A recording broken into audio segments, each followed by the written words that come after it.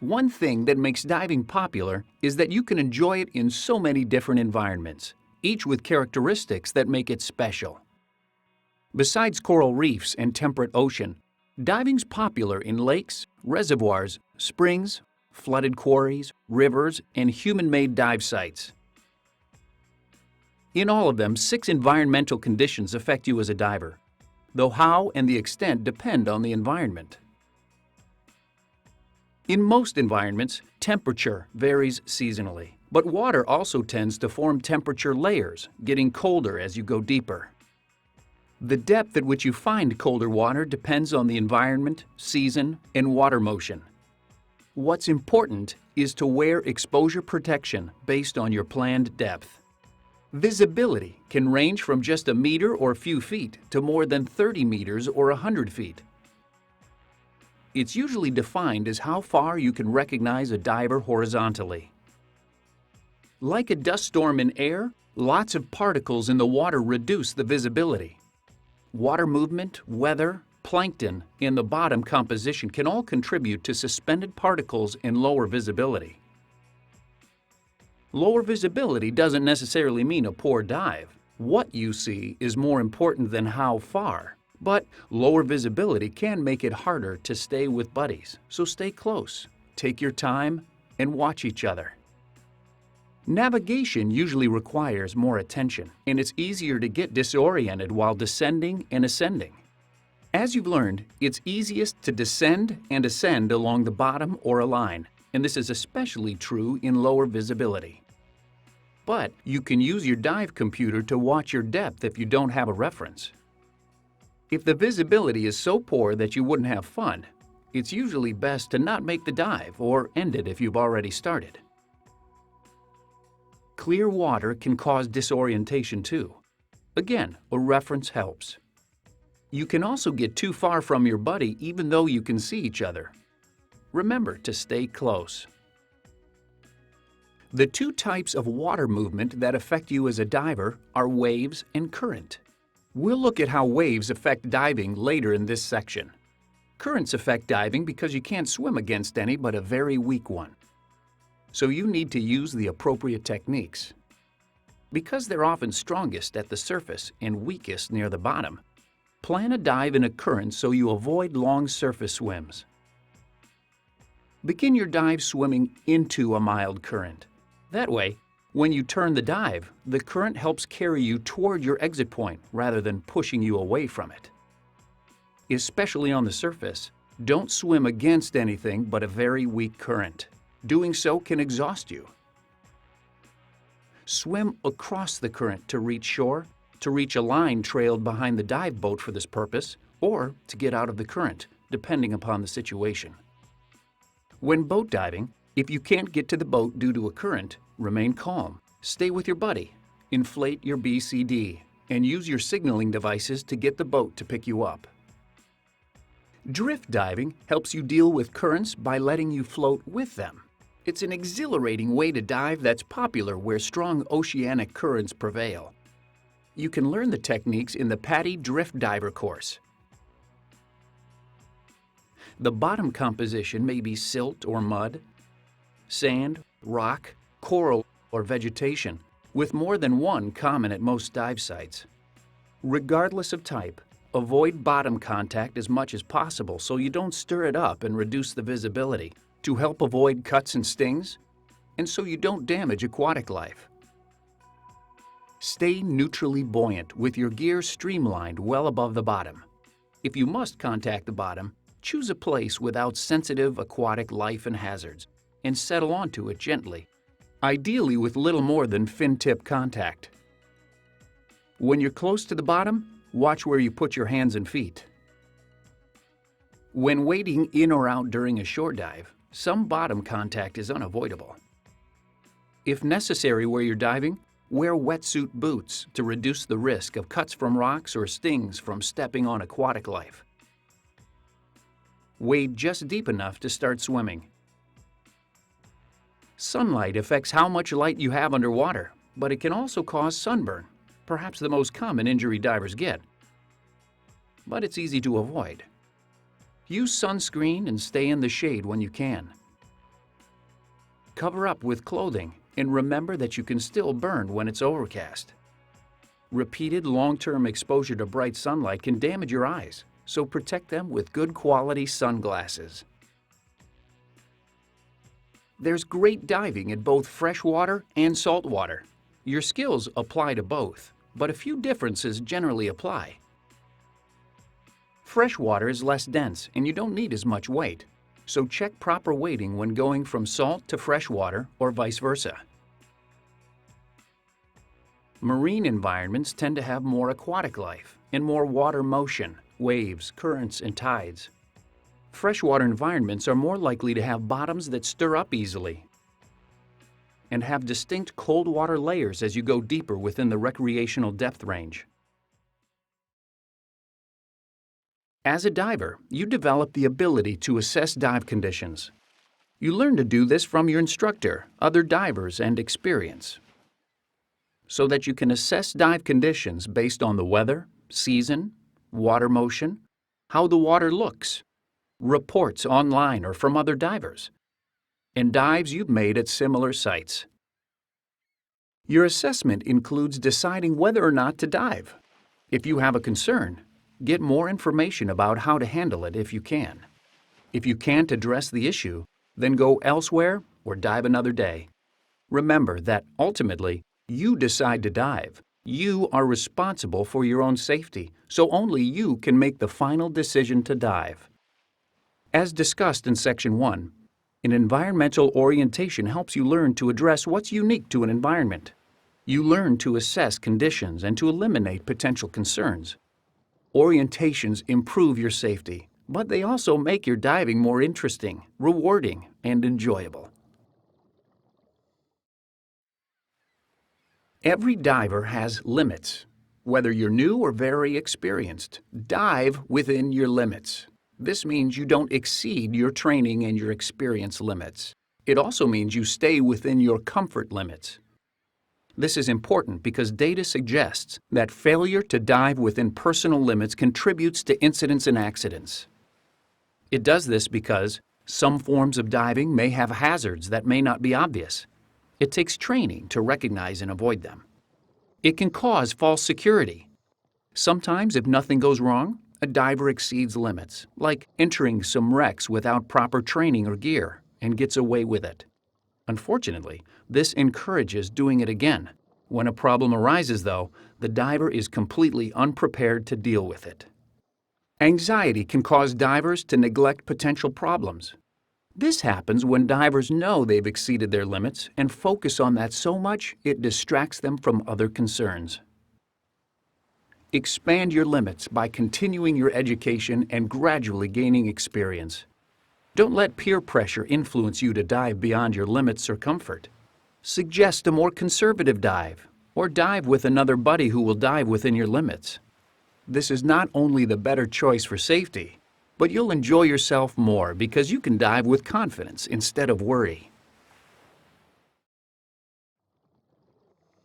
The unique life you see underwater is one of diving's special appeals.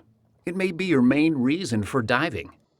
Most aquatic organisms are fascinating, beautiful, and harmless. As a diver, your interactions can be passive or active. Generally, interact passively, which means leaving aquatic life undisturbed. Swim slowly and smoothly, sensitive to the underwater world around you. The less you disturb, the more you see. Active interactions are those that directly affect aquatic organisms. Some, like touching, moving, or frightening them, are harmful and should be avoided. Some active interactions are reasonable, but more may be harmful, even when that's not what you intend. So keep your interactions passive. Most animals you see are harmless, but a few can injure you. Broadly, we can group these as those that can sting and/or puncture, and those that can bite. Those that can sting or puncture include jellyfish, fire coral and their relatives, spined fish like lionfish and scorpionfish, stingrays, sea urchins, and cone shells. Those that bite include moray eels, sharks, barracuda, octopuses, lobsters, and crab. Most aquatic life injuries result from a diver being careless and provoking a defense reaction. You can greatly reduce the risk of aquatic life injuries by treating all organisms with respect. Stay well off the bottom, wear an exposure suit and gloves if allowed in the area, and watch where you put your hands and feet. Don't touch aquatic animals, particularly those you don't recognize. If you see a potentially aggressive animal, like a large shark, remain still and calm, on or near the bottom. Don't swim toward it, but keep an eye on it. Chances are it's just passing through. But if it appears aggressive or too curious for your comfort, calmly swim to your exit on the bottom and leave the water. Most aquatic life injuries are mild, but can range from annoying to life-threatening. In all cases, give priority to breathing, providing CPR, and controlling severe bleeding as needed. Provide first aid and seek emergency medical care for clearly serious injuries, severe reactions, or those that don't respond to treatment. You learn more about these types of emergencies in the PADI Rescue Diver and Emergency First Response Primary and Secondary Care courses. When it comes to injuries by aquatic life, you normally think of animals, but kelp and other vegetation can have some hazard potential. The primary one is entanglement, so keep your kit streamlined and stay out of dense growth areas. If you get snagged, back up, but don't turn. That tends to make things worse by wrapping it around you. Get your buddy to help free you if necessary. Shore diving is popular and your only option in some places. Begin a shore dive by evaluating conditions and planning the dive with your buddies. Typically, you gear up with everything except your mask, fins, and snorkel. Then, walk to the water and put on your mask and snorkel before you enter. You may wade in and back out, but in some locations, you may enter with a giant stride from a dock and exit up a ladder, or use stairs to and from the water. If you wade in from shore, pay attention to bottom composition and hazardous or fragile aquatic life you might step on. Wearing foot protection may be wise. A common technique is to wade until you reach water deep enough in which to swim and then put your fins on. Then, depending on the dive site, you may descend and swim out on the bottom, or swim on the surface and descend along a float line. Generally, you ascend and exit by reversing these steps. Keep in mind that you can't wade in some environments, so you need to reach water deep enough in which to swim some other way. And when planning your dive, remember to plan to save enough air to use during your exit. Some dive sites require entering through mild surf. As a new diver, this means entering on a gently sloped beach with waves about waist high or less. Understanding water motion principles will help you enter through mild surf. Waves break, that is, form surf, in water slightly deeper than their own height. The bottom drags and then they tip over. So by noting where waves break, you can get an idea of the depth. Waves cause surge and undertow. Surge is a back and forth motion caused by waves passing overhead. The main concern is to not let it push you against rocks or anything hazardous. As you get deeper, surge dissipates. Undertow is water from breaking waves flowing back to sea under the incoming waves. The larger the waves and steeper the beach, the stronger the undertow. The main concern is that it can cause you to lose your balance, but in mild surf, it isn't very strong. Waves usually approach shore at an angle, which causes a longshore current. A longshore current flows parallel to the shoreline and tends to move you downshore during the dive.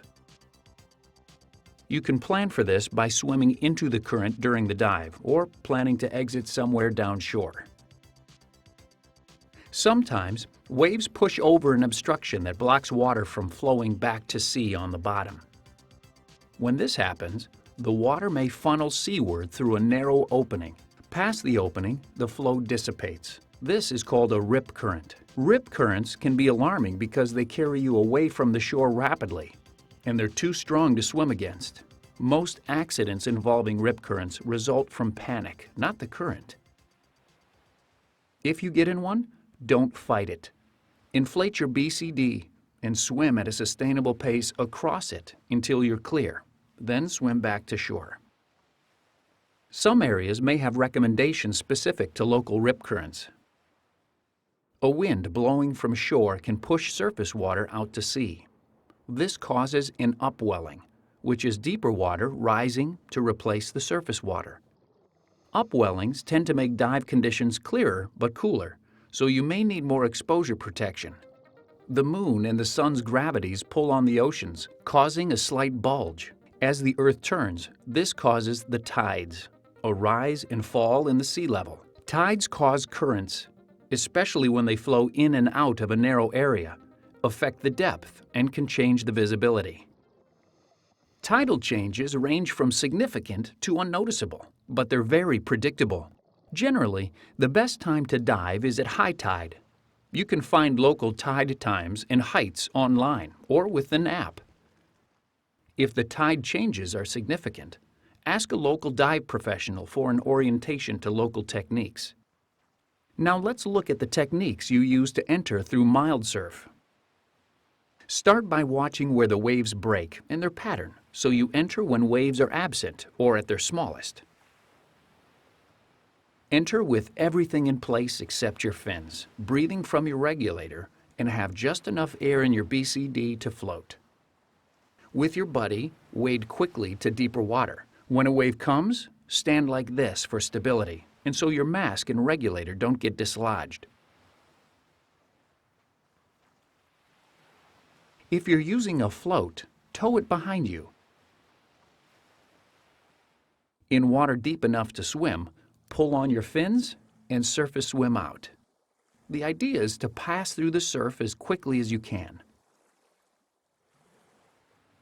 Switch to your snorkel to save air if you're going to surface swim a bit before descending. At the end of the dive, surface outside the surf zone. Check the wave pattern and time your entry for a lull. When ready, switch to your regulator and swim shoreward on the surface with your buddy. In water shallow enough in which to wade, deflate your BCD so you can stand and walk firmly. Watching the waves, remove your fins and wade ashore quickly. Brace as waves pass like you did before. If you stumble and waves make it hard to get up, don't try. Just crawl until you're almost out, then get your buddy to help you up. As a diver, you'll almost certainly dive from a boat. To prepare for a boat dive, inspect your gear ahead of time and be sure it's marked so it doesn't get mixed with someone else's. Space will be limited, so pack so you can work in and out of your bag. Put what you need last on the bottom and what you need first on top. Take what you want for your time aboard: dry clothes, beverages and snacks, sunscreen, towels, and so on. Prepare yourself by being well rested and properly fed, but also by taking steps to prevent seasickness. Seasickness rarely has long-term health effects, but it can ruin your trip. Suitable medication is available over the counter in most areas, but consult your physician if you have questions about what's appropriate for you. Underway, stay in open, fresh air and look at the horizon. If you start to feel ill, don't go into the head, you'll feel worse, and stay away from engine exhaust. If you think you're going to be sick, as a precaution, take someone with you and go to the leeward rail. Arrive for a boat dive well ahead of the departure time and stow your gear as the crew directs. Charter dive vessels usually have a roll call before departure. This is important for your safety because they will call roll or use some other procedure after each dive to be sure everyone's aboard. Follow whatever procedure the crew uses. Boat rides can take minutes or hours. If the ride's very short, you may gear up before the boat leaves dock. More commonly, though, you set up your kit, but wait until you reach or near the dive site to plan the dive with your buddy, get into your suit, and gear up. After setting up your gear and checking for a full cylinder, close the cylinder valve and purge the regulator until you get to the site. Be careful moving around carrying or wearing gear. It's easy to lose your balance on a rocking boat. Be sure to secure your equipment, even if you just step away for a moment. Waves or even boat wake can cause it to fall and injure someone, to break something, or to go overboard. Most dive boats have racks and bungees for this purpose. If not, lay your kit on the cylinder and block it so it can't roll or slide. At the dive site, the dive master briefs everyone about the site, including what's interesting to see, possible hazards, conditions, and other information you and your buddies will want for planning your dive. If it's the day's first dive, it may also cover general diving procedures, safety issues, and other information that doesn't have to be repeated. It usually includes the diver emergency recall signal. Be sure you know what the signal is and what you should do if you hear it. After the briefing, check conditions and the current direction. After making or reviewing your dive plan, you're ready to kit up and get in. Diving from small boats, you may gear up, perform your pre-dive safety check, and back roll in. Or you may float your kit and get into it after you get in. On large dive boats, you typically get into your kit seated, put on everything except your fins, and conduct your pre-dive safety check with your buddy. Then, go to the entry area and let the dive master know you're ready to go in. Put on your fins, get a buddy or hold on to something for balance, and give the dive master any special equipment you need him to hand you after you're in the water. The crew will usually recommend an entry technique suited to the boat, the conditions, and your physical characteristics. The best entry is usually the easiest one. Diving from a boat, depending upon conditions in the depth, you follow a line to the bottom. At many sites, you then follow the bottom deeper to your planned depth, swimming into the current as you already learned. When you or a buddy reaches a time, air, or other limit, you turn the dive and head back. When you reach the line, use it as an ascent reference and make your safety stop next to it, or hang on a bar or separate line many boats put over the side. As you pass under or alongside the boat, stay well away from the boat propellers. Do not approach or get near them, even when the engine is not running. Boat propellers can inflict catastrophic injuries, often fatal, with little warning. So treat them as though they will start turning at full force at any time. After your safety stop, surface in front of or next to the boat. Make yourself buoyant and signal the crew that you're okay. If there's no current, you may surface at the boat's ladder. If you have to surface away from the boat due to low air or to find it because you became disoriented, watch for boat traffic. Use your surface signaling devices to make yourself more visible if appropriate. Do not swim just below the surface. You're not visible to boats and could be hit by one. Either be at the surface and visible, or deep enough to be safely below boat traffic. How you exit the water into a boat varies. On larger dive boats, it's common to use the ladder exit you saw in Section 2. Diving from small boats, you usually don't have a suitable ladder. So it's common to get out of your gear in the water, climb aboard, and then pull up your gear. Keep your fins on if they'll help you exit. If physical limitations keep you from climbing a ladder, you can usually use this technique just as well diving from a large boat. You use lines to dive in mild to moderate current without getting swept behind the boat. After your pre-dive safety check, you typically enter the water. Then pull yourself along the swim line to the mooring or anchor line. Use the mooring or anchor line to maintain your place as you descend. You may have to go down hand over hand. Typically, the current will be weaker on the bottom. Swim into it for your dive. For your ascent, return to the mooring or anchor line and ascend along it. Make your safety stop, then ascend to the swim line. Follow the swim line to the ladder or trail line. Hang on to the trail line until it's your turn to exit. If you lose contact with a line and can't regain hold in the current, surface and swim quickly across the current to intercept the trail line. Should you miss the trail line, inflate your BCD, signal the crew to be picked up, and deploy your surface signaling devices. Relax. It may be a bit before all other divers are aboard and they can come after you. The crew may advise you of other procedures they use for diving in currents. It's highly unlikely, but if you surface and the boat's not in sight, stay calm, establish buoyancy, and wait to get picked up. The boat may have slipped from its mooring or anchor, or the captain may be dealing with an emergency. If there is a mooring or anchored float in place, hang on to it. Deploy your surface signaling devices so it's easier for the boat to locate you when it returns. If the shore and a reasonable exit is close enough that you can realistically expect to reach it without becoming exhausted, swim slowly toward it. Generally, dive planning has 4 stages. Advanced planning is the decision to go diving.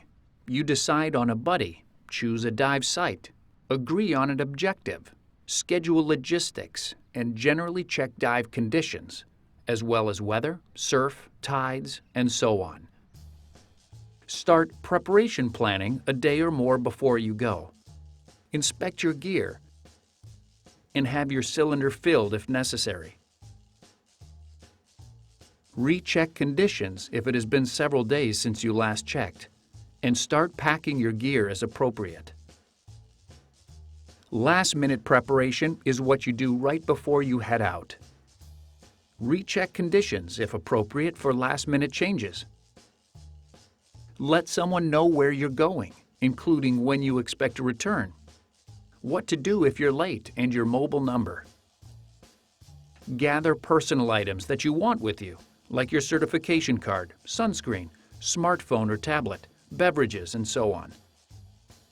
Pack your gear bag with anything left remaining, and double-check that you're not forgetting anything. Pre-dive planning is the actual dive plan based on what you find at the site. You want to anticipate, discuss, and plan for as much as reasonably possible. Evaluate whether conditions are acceptable. Take as much time as you need. If not, find another site or cancel the dive. Agree on techniques, including where and how to enter and exit, and your course. Review signals and communications as needed. Agree on buddy separation procedures and on time, depth, and air supply limits. You should also discuss what to do if an emergency arises. The dive planning slate has prompts to help you with pre-dive planning.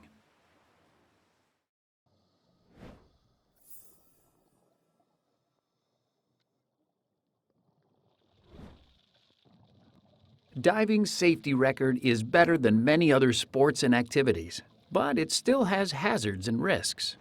You can't breathe water, so common sense tells us that being in and underwater presents some hazards and risks. And you've learned some of the risks associated with breathing compressed air. Much of what you learn as a new diver helps you reduce and manage risk.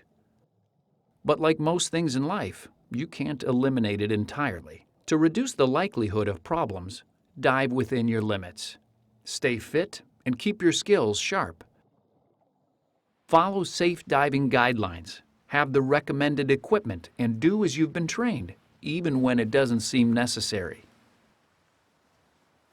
Remember that under stress, you tend to do what you do by habit, so maintain habits that help you prevent and deal with problems. You're human, so you will make mistakes. Following proper procedures and having required equipment helps offset this by providing a margin for error. With proper diving habits and equipment, you'll have fewer problems, and the ones you do have will usually be small. You'll be better prepared to handle problems quickly and effectively. The next subsection introduces you to basic problem management, but consider that continuing your diver education expands and refines what you'll learn in this course.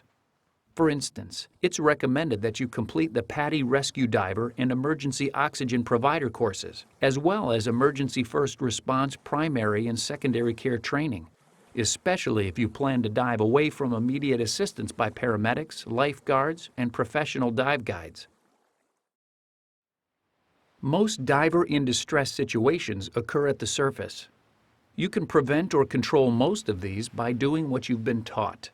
Diving within your limits, relaxing while you dive, and establishing and maintaining positive buoyancy when you're on the surface. If you have a problem on the surface, immediately make yourself buoyant. Inflate your BCD or drop your weights. Stop, think, and then act. Ask for help if you need it. That often avoids a small problem becoming a big one. If you need to help a diver at the surface, you have to recognize that he needs help and his state of mind. Divers who are in control, not panicked, usually signal or ask for assistance. They appear relatively relaxed and move with controlled, deliberate actions. They usually respond to and follow instructions, keep their gear in place, and make themselves buoyant. Divers out of control, panicked, act instinctively out of fear instead of using deliberate, controlled actions based on their training.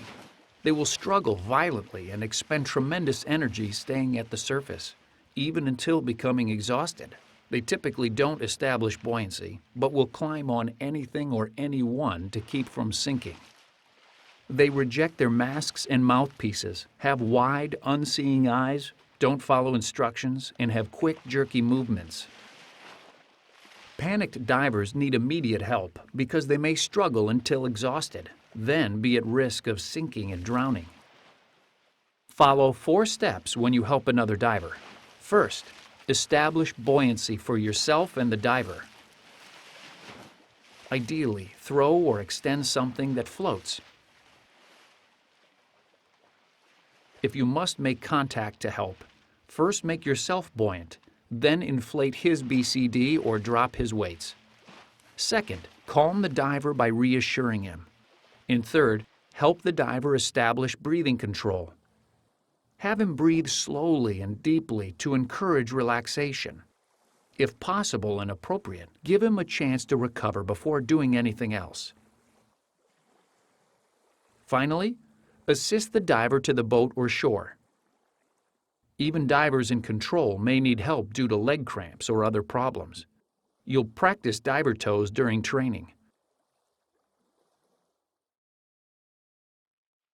An unresponsive diver at the surface may have inhaled water, blacked out due to fatigue and exhaustion, had a heart attack, suffered a lung overexpansion injury, or have some other serious condition.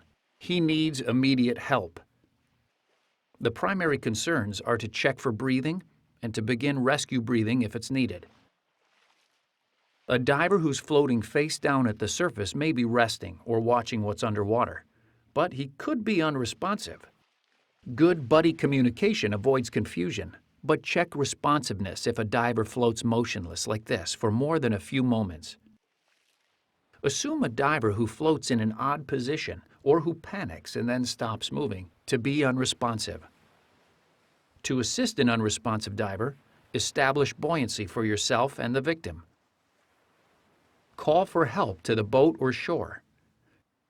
Check for breathing and provide rescue breathing if he's not breathing. Finally, get the victim out of the water while continuing rescue breaths if they're needed. We'll look at what you do after you get out shortly.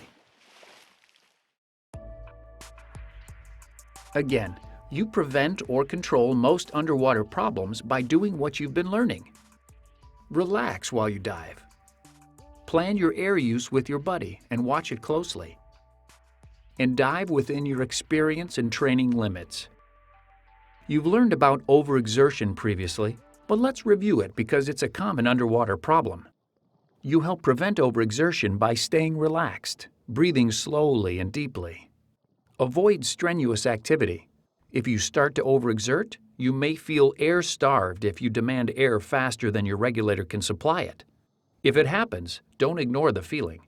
Remember that you stop, hang on to something that you wouldn't harm if you can, like a piece of dead coral in this case. Relax, breathe slowly until you catch your breath, then continue at a reduced pace, or abort the dive if necessary. Your scuba regulator is designed so that if it fails, it free flows like this, rather than cutting off your air. You can breathe from a free-flowing regulator, but don't seal your mouth on it, partly because there's some risk of lung overexpansion injury if the flow's high, but mainly because it may come out of your mouth or flood your mask. Instead, press it to the outside of your lips like this, letting the excess escape. Insert one end of the mouthpiece if it helps, then breathe the air you need by sipping it from the flow, somewhat like drinking from a water fountain. Start up promptly because a free flow will exhaust your air supply quickly, but ascend at a safe rate. Obviously, have the regulator professionally serviced before using it again. You'll practice this skill during Confined Water Dive 4. In the aquatic plant discussion, you learn that entanglement is rare. Fishing line, loose line off a reel, and old fishing nets can entangle, but you can usually avoid the problem by moving slowly, being alert, watching where you're going, and keeping your kit streamlined. If you do get entangled, it's not usually an emergency if you have adequate air. Don't turn or twist. That wraps line around you. Stop, think, and then calmly and slowly disentangle yourself. Get your buddy to help, and if you're severely entangled or low on air, carefully use your cutting tool if that's faster. In rare, extreme cases, you may have to slip out of your scuba kit to clear it, which you'll practice during your confined water training dives. You've already learned a lot about low air and out of air situations. Planning air use, including a reserve and watching your SPG, usually prevents them. Always head up while you still have enough air for a proper ascent. It's better to have a long surface swim than to run out of air underwater. In the event of an out of air situation, you have 4 options.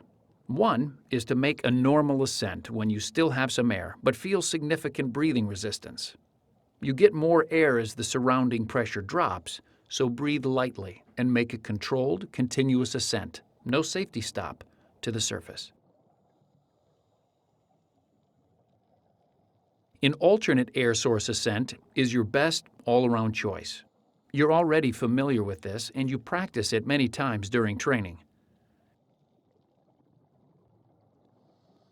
If you're not as close to your buddy as you should be, have no independent alternate air source, and are 6 to 9 meters or 20 to 30 feet or shallower, a controlled emergency swimming ascent, or CESA, is another response. Simply look up and swim to the surface, making an ah sound to assure that you exhale to avoid lung overexpansion injury. You will learn this first by swimming horizontally in confined water with your instructor. Ascend at a safe rate. Keep your regulator in your mouth and keep all your gear in place. You'll learn more in the Your Skills as a Diver section. You would use a buoyant emergency ascent if you were too far from your buddy, had no other alternate air source, and were so deep that you don't think you'd make it to the surface any other way. Ascend just as in a controlled emergency swimming ascent, except drop your weights. You'll exceed a safe ascent rate, but that's better than staying on the bottom. Make an ah sound and flare out your arms and legs as you near the surface to slow down. When you reach the surface in any out-of-air situation, your low-pressure inflator won't work. If necessary, establish buoyancy by dropping your weights or inflate your BCD orally. An unresponsive diver underwater is a serious emergency. The priority is to get the victim to the surface. Use her BCD or drop her weights if necessary. Hold her regulator in if it's in place, but if not, don't waste time putting it back. Ascend at a safe rate, keeping yourself safe because you can't help someone if you're in trouble.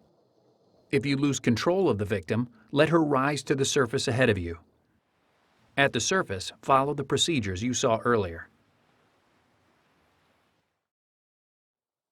Unresponsiveness is unconsciousness or being unable to respond or act coherently. Near drowning, pressure-related injuries, and medical conditions like a heart attack can cause difficulty breathing, unconsciousness, unclear thinking, visual problems, paralysis, chest pain, lowered alertness, cardiac and respiratory arrest. Once out of the water, your priorities for helping someone who is or was unresponsive are: assure breathing. Keep the airway open. Continually monitor breathing. Provide CPR if necessary. Contact emergency care. First, the local emergency medical system, then the local diver emergency service like the Divers Alert Network if there is one for the area. Keep a breathing, unresponsive diver lying level with his left side down. If the victim becomes responsive, keep him lying down. Administer emergency oxygen and maintain his temperature by protecting him from heat or cold. Continue providing care until emergency medical help arrives. If you can't accompany the diver to medical care, write down as much information about the dive and the diver as possible. This isn't an accident report, so provide only information like the dive profile, the emergency care provided, emergency contact information, and known medical conditions. Write only facts. Don't speculate or guess. Anyone who has been unresponsive underwater or in water should have a medical examination. Some conditions, like near drowning, can have serious delayed effects that are potentially fatal. These can occur more than 24 hours later, even in someone who appears fully recovered.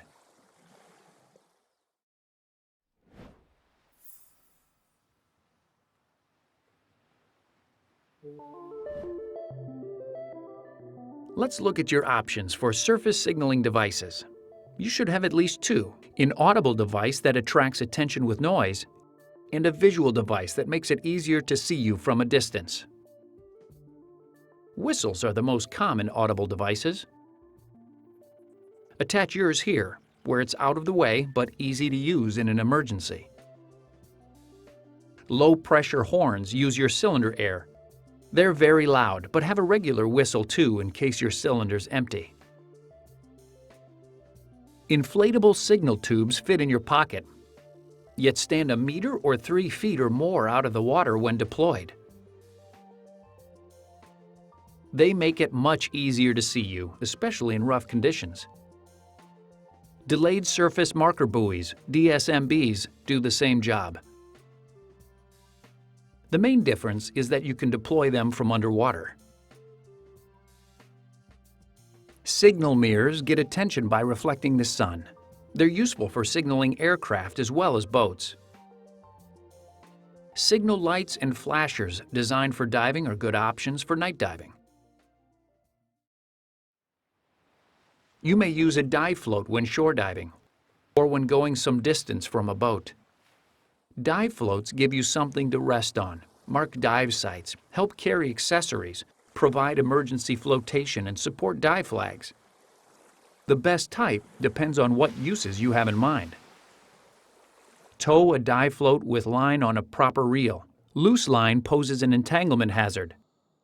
Tow by hand so you simply let go if a boat or something entangles the line. Dive flags alert boaters and other watercraft to your presence. The traditional dive flag indicates that divers are below and boats should stay clear. Many areas require it when diving in navigable waters. The alpha flag indicates that a vessel has divers in the water and can't maneuver. Generally, it is only required to be used by boats, but some regions use it for all diving activities and fly them from the surface floats. Some areas require both flags. Your instructor will tell you which applies where you're diving. Fly a flag so it's visible from at least 100 meters or yards. Local laws may stipulate how close you have to stay to it and how far boaters must stay away.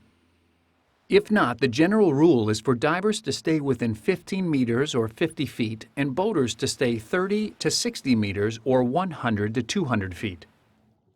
Don't assume every boater recognizes dive flags. If a boat sounds loud and close, stay deep enough to be safe until it passes.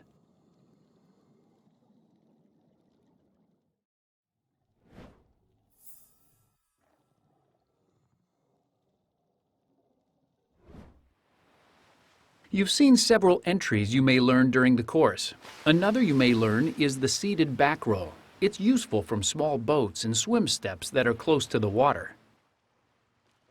After your pre-dive safety check, sit at the edge, facing away from the water with your cylinder out over the surface, like this. Partially inflate your BCD. Breathe from your regulator and hold your mask. After your buddy confirms the area is clear, tuck your chin and lean back until your weight naturally rolls you in. Hold your mask until you bob back up. Then signal you're okay and clear the area for your buddy's entry. Besides dropping weights in an emergency, you need to be able to remove and replace your weights to make adjustments or for some entry and exit methods. Your instructor will show you the appropriate technique for your equipment, but here are some points that may apply to most systems. When removing weights, be careful not to drop them. Your buddy may help you, or you may hand them to a boat crew or someone on a dock. Before donning weights in the water, be sure you have ample buoyancy, and you may want to switch from snorkel to regulator so you can breathe in any position as you position the weight. With many weight-integrated BCDs, it helps to turn face up so the pouches slide into place, but this varies. Using a weight belt, hold the free end so weights don't slip off the end and replace it with the loop method, like this.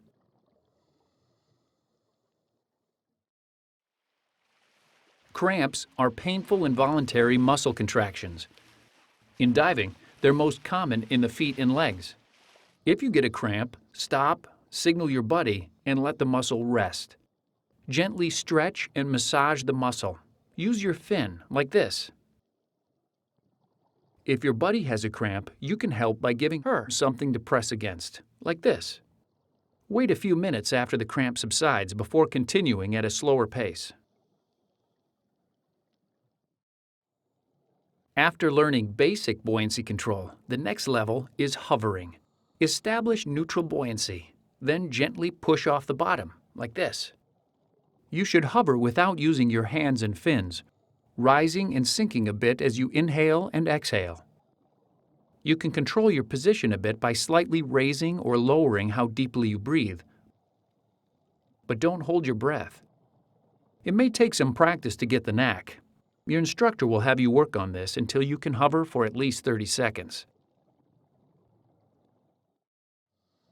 After you're properly weighted and neutrally buoyant, you check and adjust your trim, your balance in the water. With your buddy, swim slowly in midwater. Pause and relax to see how your body wants to orient itself. Ideally, you want to trim yourself so you tend to stay in a relatively horizontal, face-down position, like this.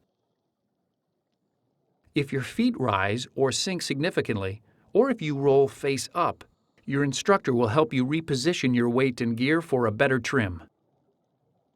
This is something you'll gradually learn to adjust from one dive to the next. The Peak Performance Buoyancy course further refines these skills beyond what you master in this course.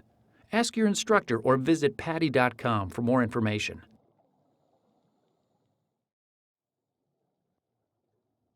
Once you've experienced air depletion and practiced alternate air source use, you'll put them together. When it becomes hard to breathe after your instructor closes the valve, signal for air. Secure your buddy's alternate air source and switch to it. Your instructor will reopen your valve so you can use your own if you need to for some reason. After a few breaths and getting settled, swim with your buddy for at least a minute sharing air. This gives you practice in sharing air and staying together while swimming for about as long as it might typically take to reach the surface in a real emergency. Your instructor will have you finish by actually ascending to the surface. Orally inflate your BCD to simulate not having air for low pressure inflation. Keep using the alternate air source until you're buoyant. You'll begin practicing the Controlled Emergency Swimming Ascent, or CESA, in Confined Water Dive 3. Previously, you learned that you simply look up, reach up, and swim up, making an ah sound. Keep all your gear in place. Since confined water isn't very deep, you'll do this with your instructor horizontally. So for practice, as you swim horizontally, think of ahead as up. Your instructor will be beside or beneath you and signal when to start. Reach out and look ahead and make a steady ah sound as you swim at 18 meters or 60 feet per minute. Don't rush. You should be able to go at least 9 meters or 30 feet. After you've mastered this in confined water, you'll get to practice in open water with your instructor using a line for safety and control.